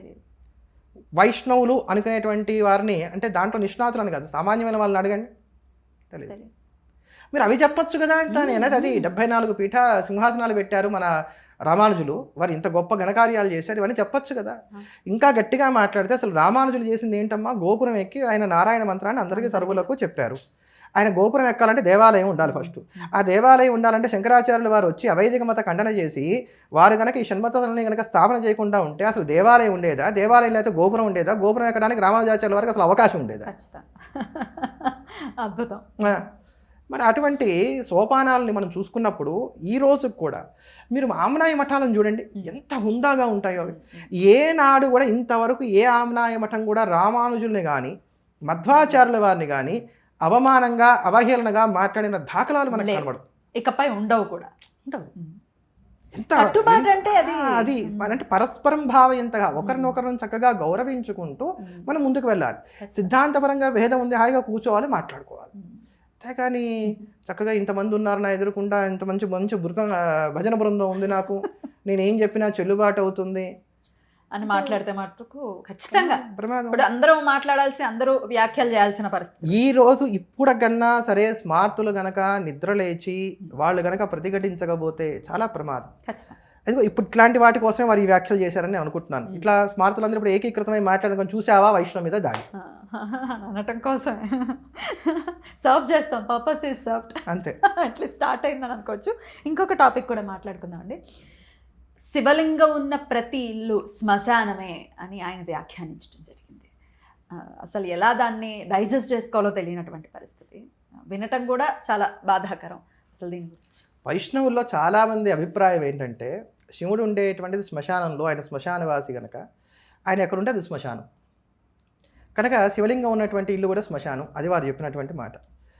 దానికి తర్వాత సోషల్ మీడియాలో చాలా గందరగోళం అయింది ఆ వ్యాఖ్యల మీద. దాంట్లో వారి అనునాయులు కొంతమంది ఏం చేశారంటే, భారతంలో పార్వతీదేవికి పరమేశ్వరుడు శ్మశానంలో ఎందుకు ఉంటాడు, ఇట్లాంటివన్నీ కూడా ప్రమాణాలు చూపెడుతూ, చూసావా ఈశ్వరుడు చెప్పాడు నేను శ్మశానంలో ఉంటారని, కనుక మా జీరస్వామి వారు చెప్పింది కరెక్ట్ అన్నారు. కానీ ఈ మాట చెప్తున్న వాళ్ళు ఇంకో మాట మర్చిపోతున్నారు. కైలాసవాసి విభు, ఆయన కైలాసంలో ఉంటున్నాడు. దేవతలందరూ కలిసి హాలాహలానికి సంబంధించి వారు బాధపడుతున్నప్పుడు, వాళ్ళు వెళ్ళి మొరమెట్టుకున్నప్పుడు ఈశ్వరుడు ఉన్నది వల్లకాట్లో కాదు, కైలాసంలోనే ఉన్నాడు. కుయ్యో మొర్రో అంటూ చక్కటి పద్యం కూడా అక్కడ మనకి చెప్తారు. అక్కడ పోతన భాగవతంలో చాలా అద్భుతమైన పద్యాలు కూడా చెప్తారు. ఇప్పుడు వారందరూ వెళ్ళిన దగ్గరికి కైలాసానికే వెళ్ళారు. ఈశ్వరుడు కైలాసంలో ఉంటాడనేది అందరికీ తెలిసినటువంటి విషయం. పిల్లలు ఎవరినైనా పిలిచి 10th క్లాస్ ఇంటర్ చదువుకున్నటువంటి పిల్లల్ని పిలిచి శివుడు ఎక్కడ ఉంటాడనంటే శ్మశానంలో అని చెప్తారా, కైలాసంలో అని చెప్తారా? కైలాసం అనే చెప్తారు. అంటే సర్వవ్యాపి అయినటువంటి ఆ పరమాత్మ ఉగ్రమైనటువంటి సంకులమైనటువంటి భూతములను శిక్షించి మనం రక్షించడం కోసం అని చెప్పిన ఒక రూపంలో, రుద్ర రూపంలో శ్మశానంలో ఉన్నటువంటి విధంగానే సర్వమంగళ విగ్రహమైనటువంటి స్వరూపంతో ఆయన కైలాసంలో విద్యమానమై పార్వతీదేవితో కలిసి అప్సరోగణములు నాట్యం చేస్తూ ఉంటే, గంధర్వులు చక్కగా పాటలు పాడుతూ ఉంటే, తన సకుడైనటువంటి కుబేరుడితో కలిసి నంది, భృంగి, రిటి ఇట్లాంటి వారందరూ సేవిస్తూ ఉండగా బ్రహ్మాదుల చేత వంజుడే అక్కడ ప్రకాశమానంగా ఉన్నాడు. కానీ ఆయన కైలాసంలో ఉంటాడు కనుక శివలింగం ఉన్నటువంటి చోటు శ్మశానం అనేటువంటి మాట అసలు ముందు వీరశైవులు దీన్ని ఎందుకు ఖండన చేయలేదో నాకు అర్థం కాలేదు. ఏ శైవాగమంలోనూ లేదు. ఇప్పుడు వాళ్ళకి ఆగమాలు ప్రధానం అంటున్నారు కదా, ఏ శైవాగమంలో శివలింగం ఉన్నటువంటి ఇల్లు శ్మశానం అని ఉంది, లేకపోతే ఏ పురాణంలో శివలింగం ఉన్నటువంటి ఇల్లు శ్మశానం అని ఉంది. అందుకని నేను అంటాను, మనం వేగ్గా మాట్లాడకూడదు. ఏదైనా మాట్లాడేది ఒక ప్రమాణంతోనో లేకపోతే ఒక గ్రంథాన్ని ఉంటంకించో మాట్లాడితే అప్పుడు ఇటువంటి వాటికి అవకాశాలు ఉండవు. అంతేగాక ఇది శివుణ్ణి చిన్నపుచ్చడమే.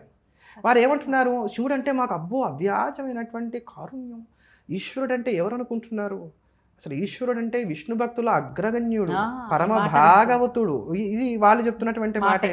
అంటే మరి మీరు పరమ భాగవతులు అంటున్నారు, భాగవతులకే మీరు ఎక్కువ ప్రాముఖ్యతనిస్తారు. రామానుజ సిద్ధాంతంలో ఏంటంటే అమ్మా, భగవంతుడిని పూజించకపోయినా దోషం లేదు, భాగవతుడిని పూజించాలి. దీనికి నిదర్శనంగా వారు చూపించేటువంటి ఆళ్వారు చరిత్రలో అత్యంత ప్రధానమైనటువంటి చరిత్ర ఏదంటే కులశేఖర ఆళ్వార్ల చరిత్ర. వారు శ్రీరంగానికి వెళ్ళాలని బయలుదేరడం, ద్వాదశోద్ధవ పుండ్రాలు ధరించినటువంటి బ్రాహ్మణులు వైష్ణవులు వారికి ఎదురు రావడం, అయ్యో భాగవతులు మన ఇంటికి వస్తున్నారు వీరికి సేవ చేయాలి కదా అని చెప్పని వారు వెంటనే యాత్రను విరమించుకోవడం, ఇట్లాంటిది వారి దాంట్లో మనకు కనబడుతుంది. అంటే భాగవతులకి అంత ప్రాముఖ్యత ఉంది. మరి అటువంటి పరమ భాగవతుడైనటువంటి శివుడు ఉండేటువంటిది వల్లకాడు ఎందుకు అవుతుందండి, మంగళప్రదమైనటువంటి చోటు అవుతుంది. కానీ కనుక ఇది ద్వంద్వ వైఖరి, ద్వంద్వ కళ్ళ వైఖరి. సిద్ధాంతం. కనుక దీన్ని మనం ఖచ్చితంగా ఖండన చేయవలసిందే. అక్కడ ఇంకో మాట అన్నారు, జననీ శివకామిని అనేటువంటి పాటతో ద్రౌపదీదేవి ఏమీ కీర్తన చేయలేదు. పాండవులు పరమ వైష్ణవులు, వారు నారాయణ పరాయణులు, వారు విష్ణువునే సేవించారు అనే మాట అన్నారు. కానీ భారతాన్ని కనుక మనం సమగ్రంగా అధ్యయనం చేస్తే భారతాన్ని సమగ్రంగా అధ్యయనం చేస్తే పాండవులు స్మార్తులు అంటాను నేను. ఎలా? ఎందుకు కాదో చెప్పండి. ఇప్పుడు నేను కొన్ని ఉపమానాలు మీకు చూపెడతాను. పాండవులు తమ జూదంలో రాజ్యాన్ని కోల్పోయారు, వనవాసానికి వచ్చారు. జోముడి దగ్గరికి యుధిష్ఠుడు వెళ్ళాడు, నన్ను నమ్ముకొని ఇంతమంది వచ్చారు వనాలకి, వీళ్ళందరికీ నేను తిండి పెట్టాలి రాజుని. రాజు అంటే అప్పటికి రాజ్యం లేకపోయినా రాజే, వీళ్ళందరికీ తిండి పెట్టాలి. మరి ఎట్లా అంటే జోముడు ఏమన్నాడు, సూర్యోపాసన చేయన్నాడు. సూర్యుని ఉపాసన చేశాడు. పంచాయతీలో ఒక దేవత వచ్చింది, ఆయన చక్కగా అక్షయ పాత్రను పుచ్చుకున్నాడు. తర్వాత వనవాసం పూర్తయింది, అజ్ఞాతవాసానికి వెళ్ళాలి. విరాట నగరంలో ప్రవేశించడానికి ముందు అత్యద్భుతమైన దుర్గా స్తోత్రం చేశాడు ఆయన. సప్తశతి కాదమ్మా, దుర్గా స్తోత్రం ఒకటి చేశాడు. ఆ దుర్గా స్తోత్రం చాలా విస్తారంగా ఉంటుంది, ఎంతో విస్తారమైనటువంటి శ్లోకాలు చాలా గొప్పగా నృతి చేస్తాడు ఆయన. యుధిష్ఠుడు చేస్తాడు. భారతంలో మనకి 2 దుర్గా స్తోత్రాలు కనబడతాయి, అందులో ఇదొక స్తోత్రం. దానికి అమ్మవారు అనుగ్రహించి రక్షిస్తానని చెప్పిన మాటిస్తుంది, శక్తి వచ్చేసింది, అమ్మవారు వచ్చి పంచాయతనంలో అయిపోయింది. అయితే దీనికి మధ్యలో కృష్ణుడి యొక్క సూచన మేరకు మనకు అర్జునుడు పాశుపతం కోసం అని చెప్పని తపస్సు చేసి శివపార్వతి సందర్శనాన్ని పొందాడు, పాశుపతాన్ని పొందాడు. ఈశ్వరుడు వచ్చాడు. తర్వాత యుద్ధం ప్రారంభం కావాలి, భగవద్గీత హడావిడి అంతా అయిపోయింది. అయిపోయిన తర్వాత కృష్ణుడు ఉండనే ఉన్నాడు, నారాయణుడు వచ్చేసాడు. ఈ కృష్ణుడు అర్జునుడికి ఒక మాట చెప్పాడు, యుద్ధంలో విజయం కోసం దుర్గని ప్రార్థన చేయన్నాడు. వెంటనే అర్జునుడు అప్పుడు మళ్ళీ ఇంకో దుర్గా స్తోత్రం చేశాడు. 2 దుర్గా స్తోత్రాలు ఉన్నాయి మనకి భారతంలో. ఈ 2వ దుర్గా స్తోత్రం చాలా ప్రసిద్ధమైనటువంటిది. అర్జునకృత దుర్గాస్తవం, ధనంజయకృత దుర్గాస్తవం అంటాం. ఇది చాలా అద్భుతమైనటువంటిది. 13 శ్లోకాలు ఉంటాయి. ఇది సప్తశతితో సమానమైనటువంటి స్తవం. దీన్ని విశేషంగా మంత్రంగా ఉపాసన చేసేటువంటి వారు కూడా ఉన్నారు. ఎలా మొదలవుతుందండి? నమస్తే సిద్ధసేనాని ఆర్యే మందరవాసిని కుమారి కాళి కపాలి కపలే కృష్ణవింగళి అని ప్రారంభమవుతుంది. మొదటి శ్లోకం ఇది. ఇప్పటికీ కూడా ఉంటుంది. భీష్మ పర్వంలో మొదట్లోనే మనకు కనబడుతుంది. చాలా పవర్ఫుల్ భారతంలోనే ఉంది. కనుక ఇప్పుడు విష్ణువు అయిపోయాడు, శివుడు అయిపోయాడు, అమ్మవారు అయిపోయాడు, తర్వాత మనకి సూర్యనారాయణమూర్తి వచ్చేసాడు. అంతేగాక శివారాధన వీళ్ళు చేశారంటే దాఖలాలు మనకి చాలా కనబడతాయి. యుద్ధ సమయంలో సాయంత్రం వేళ పార్థుడు వెళ్ళి చక్కగా శివలింగార్చన చేసుకుంటూ ఉన్నట్టు ఆయనకు ఒక కళ వస్తుంది. అది కళ కాదని చెప్పిన తర్వాత కృష్ణ పరమాత్మ చెప్పడం, నీ సూక్ష్మ శరీరాన్ని ఆయన తీసుకుని కైలాసానికి వెళ్ళడం, అక్కడ శివదర్శనం చేయడం, ఇవన్నీ అయిన తర్వాత యుద్ధం అంతా అయిపోయింది. ఈ పాపం యుధిష్ఠుడు బాధపడుతున్నాడు, నా వల్ల ఇంత పాతకం జరిగింది, ఇది పోవాలి ఇవన్నీ అని అనుకుంటున్నాడు. వ్యాస భగవానుడు వచ్చాడు, ఆయన ఇది పాతకం కాదని చెప్పాడు. అంతా అయింది. అయితే నీ చిత్తశాంతి కోసం ఒక పని చేయి, అశ్వమేధం చేయన్నాడు. కోశాగారం కాడి ఏముందని అక్కడ మొత్తం అంతా అయిపోయింది, యుద్ధం అయిపోయేదానికి. మరి ఎట్లా డబ్బు ఎక్కడి నుంచి వస్తుంది? అపరిమితమైన సంపద కావాలి కదా. హిమాలయాలో పలానా చోటు ఉంది, వెళ్ళి తెచ్చుకోని చెప్పాడు. అది తెచ్చుకోవాలంటే దానికి గుషకులు కాపలాగా ఉంటారు, అది దానికి శివానుగ్రహం కావాలి. అంటే అప్పుడు భీముడు అంటాడు, మనం నిత్యం శివ పూజ చేస్తున్నాం కదా, శివుడు మనం త్వరగా అనుగ్రహిస్తున్నాడు అన్నాడు. అంటే అప్పుడు వీళ్ళు ఏం చేశారు? శివ పూజ. కనుక వీళ్ళు శుద్ధ వైష్ణవులు అంటానికి లేదు. ఇంకా విచిత్రమైనటువంటి విషయం ఏంటంటే ఈ జననీ శివకామిని అనే పాట రాసిన కూడా వైష్ణవుడు. శుద్ధ వైష్ణవులు అయితే ఇలా ఉంటారన్నమాట. అంతే కదండి, అభేదంగా ఉంటారు. వైష్ణవులలో వాళ్ళు ఏమని సంబోధించుకుంటారు చెప్పండి? అడియేన్ రామానుజ దాసన్ లేదా అడియేన్. చివరిలో కూడా రామానుజ దాస, ఏదో దాస శబ్దాన్ని పెట్టుకుంటారు. దాస శబ్ద ఎందుకు పెట్టుకుంటారు చెప్పండి? అహంకారం తలెత్తకుండా ఉండటానికి, ఎప్పటికీ వినయంగా వినమ్రంగా ఉండటానికి అది సంకేతం. బ్రాహ్మణులకి చాలామంది అనుకుంటారు, మీరు చివరిలో శర్మ పెట్టుకున్నారని అంటారు. శర్మ అంటే ఏమిటి చెప్పండి? శాశ్వతమైనటువంటి సుఖం. శర్మదా, అమ్మవారి సహస్రనామంలో ఒక నామం అది, శర్మదా. ఈ శాశ్వతమైనటువంటి సుఖం ఏమిటి? మోక్షమే. కనుక నువ్వు అనుభవించవలసినటువంటి జీవితం, నీకు కలిగినటువంటి ఈ జన్మ ఏదైతే ఉందో అది నువ్వు శిష్ణోదర పరాయణత్వాన్ని కలిగి ఉండటానికి కాదు, తపస్సు చేసి మోక్షాన్ని పొందడానికి అని చెప్పని అగ్రవర్ణంలో నువ్వు జన్మించావు, జాగ్రత్త అని చేసేటువంటి హెచ్చరిక శర్మ అనేటువంటిది. అంతేగా అవి అట్లా ఆ శబ్దాన్ని, ఆ సంబోధనని మనం జాగ్రత్తగా పట్టుకోవాలి. కానీ శుద్ధ వైష్ణవంలో నైత్యానుసంధానం అనేది ఒకటి ఉంటుంది. దేవుడు గొప్ప, నేను చాలా అల్పుణ్ణి, లేదా నువ్వు చాలా గొప్పవాడివి, నేను చాలా అల్పుణ్ణి, నా వల్ల ఎవరు కూడా ప్రమాదవశాత్తు కూడా కలత చెందకూడదు అనేది వాళ్ళలో ఉండేటువంటి చాలా అద్భుతమైనటువంటి అంశం. కానీ ఇప్పుడు అవన్నీ కూడా కలరాచింది ఎవరు? లుప్తం అవుతున్నాయి కదా. ఇప్పుడు అసలు ఇవన్నీ కలరాచింది ఎవరు? ఆహా, ఇవన్నీ కూడా లోకానికి వారి ఫాలోవర్స్కి చెప్పవలసిన వారే ఇలా చేస్తున్నారు. ఆహా, అలా చేస్తున్నారు. దాస అన్న మాట వచ్చింది కాబట్టి అడుగుతున్నటువంటి ప్రశ్న అండి.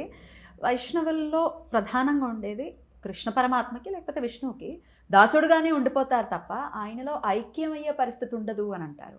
శైవంలో చూస్తే ఖచ్చితంగా స్వామివారిలో అంటే ఐక్యం అక్కడ వారికి ఏంటంటే ఇక్కడ మీకు సమానత్వం ముందు మీరు ఆయన సమతామూర్తి అన్నారు కదా, అసలు సమానత్వం అనేది అసలు వైష్ణవంలో ఉందో లేదో కూడా మనం ఒక మాట చెప్పుకుని దీన్ని కూడా నేను సమానం చెప్తాను. తెంగళై వడగలై అందులో 2 సంప్రదాయాలు ఉన్నాయి. అంటే వాళ్ళకి నామం పెట్టుకునేటువంటి విషయంలో వివాదాలు ఉన్నాయి, వివాదాలు ఉన్నాయి, విభేదాలు ఉన్నాయి. ఇప్పుడు సమానత్వం ఉన్నట్టా లేనట్టా? మరి సమతామూర్తి ఎలా? నేను మళ్ళీ రామానుజులు ఏమనట్లా, మీరు చెప్తున్న మాటలకి నేను చెప్తున్నాం. మాలో ఉన్నంత సమానత్వం మీలో లేదనేది వాళ్ళు మనల్ని దెప్పి పొడిచేటువంటి ఒక మాట, దాన్ని చెప్తున్నాను. మీలోనే తెంగలై వడగలై అభిప్రాయ భేదాలు చాలా ఉన్నాయి. అసలు ఇన్ని మాటలు మాట్లాడేదానికన్నా నాకు చాలా ఆశ్చర్యమైనటువంటి అంశం ఏంటంటే, నేను చాలా కాలంగా దీన్ని ప్రస్తావన చేద్దాం అనుకుంటున్నా కానీ ఇప్పుడు ఎందుకున్నా జ్ఞాపక క్షేత్రానికి వెళ్ళండి. కింద తిరుపతిలో గరుడ వారధి ఉంది, ఫ్లైఓవర్. దాని యొక్క ప్రతి పిల్లర్ మీద నామం ఉంటుంది. పైనుంచి వెహికల్స్ అన్నీ వెళ్తున్నాయి, మన పాదాలతో దాన్ని తొక్కుతున్నాం, అన్నీ చేస్తున్నాం. ఇది కంటికి ఎవరికీ కనబడట్లేదా? జీఆర్ స్వామి వారికి ఇది కనబడలేదా? జీఆర్ స్వామి వారి ఫాలోవర్స్కి ఇది కనబడలేదా? మేము విష్ణు భక్తి పరాయణం అనుకునేటువంటి వారు ఎవరికి ఇది కనబడలేదా? టీటీడీ ఏర్పాటు చేసింది కాదు, టీటీడీకి దానికి సంబంధం లేదు. మరి దీన్ని ఎవరు ఎందుకు ప్రశ్నించట్లేదు? ఇట్లాంటి విషయాలు కదా మనం మాట్లాడవలసి. ఇందాక ఏదో అడిగారు మీరు, దాస భక్తులు ఎప్పుడు దాసుడుగానే ఉండిపోతారు. అంటే ఇక్కడ వీళ్ళకి ఏంటంటే అమ్మా పర వ్యూహ విభవ అర్చ అంతర్యామి అని చెప్పని 5 విధానాలు చెప్తారు. దీంట్లో విభవావతారాలు అంటే రామకృష్ణాది అవతారాన్ని కూడా విభవావతారాలుగా ఉంటాయి. వీటిలో ఉన్నటువంటి పరవాసుదేవుడు ఎవరైతే ఉన్నారో ఆయన ఎవరు చూడరట. పంచసూరులని 5 ఉన్నారు, వారు మాత్రమే దర్శిస్తారని. లక్ష్మీదేవి, ఆదిశేషుడు, గరుత్మంతుడు, ఇలా కొంతమంది చెప్తారు. 5 విశ్వక్సేనుడు లాంటి వారు. ఈ 5 మాత్రమే ఆ పరవ్యూహంలో ఉన్నటువంటి పరవాసుదేవుని చూస్తారు. వ్యూహ రూపంలో ఒక ఆయన ఉంటాడు. ఆ వ్యూహలోకం అనేది ఒకటి ఉంది, అంటే వారి సిద్ధాంతం అది. వాళ్ళకు ఉన్నటువంటి సంహితా గ్రంథాలు చెప్తున్నటువంటి మాటలు.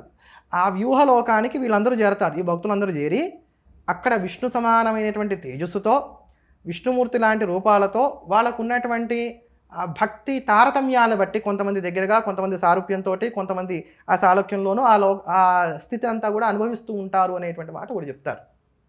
అంతే తప్ప భగవంతుడిలో లీనమైపోవడం అనేటువంటిది మనకి లేదు. వాళ్ళకి ఎంతసేపు కూడా భగవంతుడు సుప్రీం లార్డ్, భగవంతుడు భాగవతు అనేటువంటి వాడు ఎప్పుడు కూడా సేవకుడే. అది వాళ్ళ సిద్ధాంతం, దాన్ని మనం ఏమి కాదనట్లేదు. అది కూడా ఒక అమోఘమైనటువంటి అంశమే, మంచిదే. భగవంతుడు గొప్పవాడు, నేను అనుకోవడం కూడా తప్పేమీ కాదు. అయితే ఇంకొక విషయం అండి, మేము ప్రతి దాన్ని యాక్సెప్ట్ చేస్తామనే మాటలు కూడా మనం స్వామివారి మాటల్లో వింటూ ఉంటాం. బీబీ నాంచారమ్మ అంశాన్ని ఒకవేళ మనం తీసుకుంటే అపర భక్తురాలు, ఇంక అందులో ఏమీ సందేహం లేదు, దాన్ని ఆమోదించాల్సినటువంటి అంశమే. కాకపోతే సమ్మక్క సారలమ్మని మాత్రం మేము యాక్సెప్ట్ చేయము అంటూ కూడా వ్యాఖ్యలు చేయటం ఎంతవరకు సమంజసం? అది మీరు చెప్పేశారు, అంటే మీ మాటలో తెలిసిపోతుంది. అసలు బీబీ నాంచార్య కథ ఉందా లేదా అనేటువంటి దాని మీద కూడా చాలా మీమాంస ఉంది.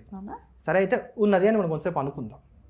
గుడి ఉండటం అది ఉన్నాయి, అంటే దాని తర్వాత ఏదో ఏర్పాటు చేశారు తురుష్కుల నుంచి ఆలయ రక్షణ కోసం అనేటువంటి ఒక వాదన కూడా ఉంది. వాదాలు రకరకాలు కదమ్మా, ఎందుకంటే చరిత్ర అది ఎప్పటి నుంచో ఉన్నట్టు. శాస్త్రము అనేది కాదు, ఇది చరిత్రకి సంబంధించింది, శాస్త్రానికి సంబంధించింది.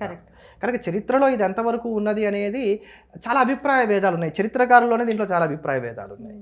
అయితే సరే, ఆ అభిప్రాయ భేదాల జోలికి నేను పోవట్లేదు, ఉన్నదనే భావన చేద్దాం. తప్పేమి లేదు, ఉన్నది అనుకుంటే తప్పు లేదు. ఎందుకంటే ఇప్పుడు ఒక తురుష్క కులంలో పుట్టి ఆవిడ శ్రీమన్నారాయణుని సేవించి పరమ భక్తురాలుగా ఉండటానికి ఇష్టపడి భక్తురాలుగా మారింది, భగవంతుని చేరుకుంది అని అంటే మనం అందరం కూడా హర్షించదగినటువంటి విషయం కనుక. భార్యగా కూడా మారింది అనే ఆయనలో ఐక్యమైంది అని అందుకని చెప్పని ఆవిడ యొక్క భార్యగా వీళ్ళు భావన చేస్తున్నారు. అందుకని నాచ్యార్ అనేటువంటి పేరు పెట్టి భావన చేస్తున్నారు. ఆవిడకు ఒక సన్నిధిని కూడా ఏర్పాటు చేశారు మేల్కోట్లో. ఆవిడకి ఒక సన్నిధి కూడా ఏర్పాటు చేశారు. అయితే తురుష్కుల్ని మేము కలిపేసుకుంటాం, మా యొక్క సనాతన ధర్మంలోకి వాళ్ళని లాక్కొచ్చేసుకుంటాం, సంతోషమే, ఎవరు వస్తామన్నా మనం కాదనేది లేదు. ఈ సందర్భంలో ఒక మాట చెప్పారు. సచ్చిదానంద శివాభినవ నృసింహ భారతీ స్వామివారు ఒక మహాత్ములు శృంగేరి పీఠాన్ని ఆరోహణ చేసినటువంటి వారు. ఇప్పుడున్నటువంటి స్వామివారు భారతీర్థ స్వామివారు, వారి గురుగారు విద్యాతీర్థ స్వామివారు, వారి గురుగారు చంద్రశేఖర భారతీ స్వామివారు వారి గురువారు ఈ సచ్చిదానంద శివాభినవ నృసింహ భారతీ స్వామి వారి వీరే ఇప్పుడు మనం చూస్తున్నటువంటి కాలడీ క్షేత్రాన్ని కనుగొని అక్కడ ఆలయ నిర్మాణం చేసి ఇక్కడే శంకర భగవత్పాదులు ప్రభవించారని మనకు చెప్పినటువంటి మహాత్ములు. వారు ఒక ఇది చెప్తారు ఏంటంటే, వారు దీని గురించి ఒక మాట చెప్తూ ఏమంటారంటే గనక, ఎవరైనా సరే ఇతర మతాల్లోకి వెళ్ళిపోయారు, వాళ్ళు తిరిగి మన మతంలోకి రావాలి అనుకుంటే దానికి ఏంటి విధానం ఒకటి.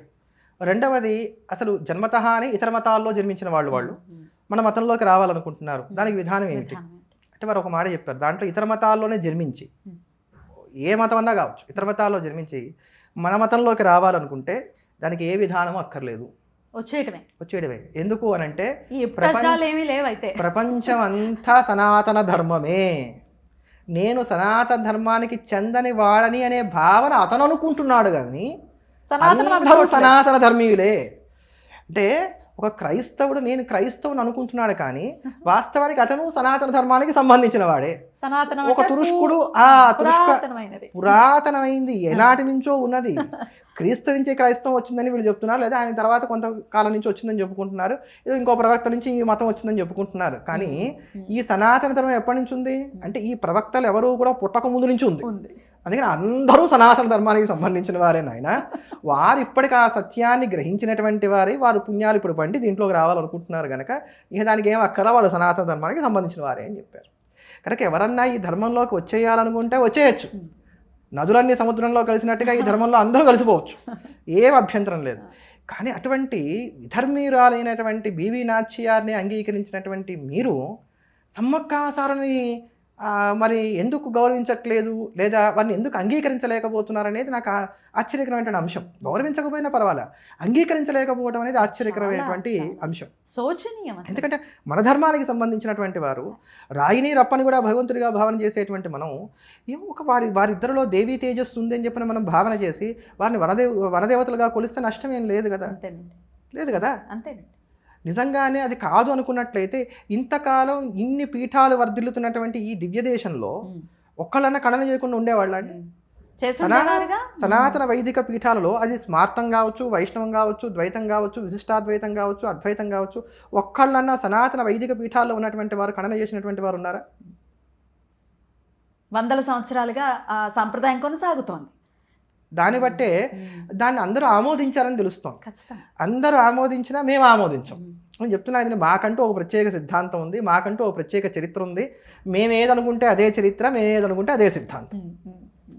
కనుక వివాదాలు రాజేసి లోకంలో అన్రెస్ట్ క్రియేట్ చేయడం కన్నా అందరినీ సమైక్యపరిచి ఒక తాటి మీదకి నడిపించవలసినటువంటి గురుతర బాధ్యత కలిగినటువంటి చిన్నజీవ స్వామి వారు ఇప్పటికైనా సరే వివాదాలకు దూరంగా ఉంటూ, ముఖ్యంగా స్మార్తుల యొక్క మనోభావాలు దెబ్బతినేటువంటి విధంగా, అసలు శంకరాచార్యుల వారిని హైజాక్ చేసుకునేటువంటి విధంగా వారు చేసినటువంటి వ్యాఖ్యలు ఏవైతే ఉన్నాయో, స్మార్తాన్ని అసలు ఎత్తివేయడానికి కానీ వారు చేసినటువంటి ఎత్తుగడ ఏదైతే ఉందో దాన్ని మేము పూర్తిగా ఖండన చేస్తూ ఈ వ్యాఖ్యలు వారి వెనక్కి తీసుకోవాలి, ఉపసంహరించుకోవాలి, లేదా ఇప్పుడు మేము ఎలా అయితే ప్రమాణాలు చూపించామో దానికి అట్లా వారి గ్రంథ ప్రమాణాన్ని, చరిత్ర ప్రమాణాలని వారు చూపించాలని చెప్పని మేము అన్ని సవినయంగా విన్నపం చేసుకుంటున్నాం. ఇప్పటికైనా ఇటువంటి వివాదాలకు దూరంగా ఉంటూ అందరినీ రామానుజ సిద్ధాంతం వైపు వారు నమ్ముకున్నటువంటి సిద్ధాంతం అది కనుక దాని వైపు నడిపిస్తూ భగవంతుడి యొక్క కళా కాలక్షేపాలన్నీ కూడా అందరితోనూ చేయిస్తూ ఆ భాగవతాన్ని చక్కగా అందరికీ కూడా సప్రమాణంగా చెప్తూ, రామాయణాన్ని చెప్తూ, వాటన్ని కూడా వివరిస్తూ, అందులో ఉండేటువంటి ధర్మ సూక్ష్మాలు వివరిస్తూ, పెడత్రోవలో ఉన్నటువంటి వారిని సన్మార్గంలోకి తీసుకొచ్చేటువంటి వారి అసలైనటువంటి బాధ్యత ఏదైతే ఉందో దాన్ని వారు ఇప్పటికన్నా నిర్వహిస్తారని చెప్పని భావిస్తున్నాను. అలా ఉండాలని చెప్పని కోరుకుంటున్నాను. ఈ వ్యాఖ్యలు ఖచ్చితంగా వారు వెనక్కి తీసుకుంటే మాత్రం మేము అందరం సంతోషపడతాం. ఖచ్చితంగా. సమయం ఇచ్చినందుకు కృతజ్ఞతలండి. నమస్కారం. నమస్తే.